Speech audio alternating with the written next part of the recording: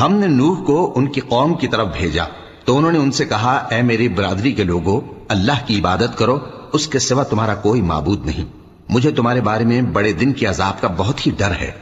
تو جو ان کی قوم میں سردار تھے وہ کہنے لگے کہ ہم تمہیں کھلی گمراہی میں مبتلا دیکھتے ہیں۔ فرمایا، اے قوم، مجھ میں کسی طرح کی گمراہی نہیں ہے، بلکہ میں پروردگار عالم کا پیغمبر ہوں، تمہیں اپنے پروردگار کے پیغام پہنچاتا ہوں اور تمہاری خیر خواہی کرتا ہوں، اور مجھ کو اللہ کی طرف سے ایسی باتیں معلوم ہیں جن سے تم بے خبر ہو۔ کیا تم کو اس بات سے تعجب ہوا ہے کہ تم میں سے ایک شخص کے ذریعے تمہارے پروردگار کی طرف سے تمہارے پاس نصیحت آئی تاکہ وہ تم کو ڈرائے اور تاکہ تم پرہیزگار بنو اور تاکہ تم پر رحم کیا جائے؟ مگر ان لوگوں نے ان کی تکذیب کی تو ہم نے نوح کو اور جو ان کے ساتھ کشتی میں سوار تھے ان کو تو بچا لیا،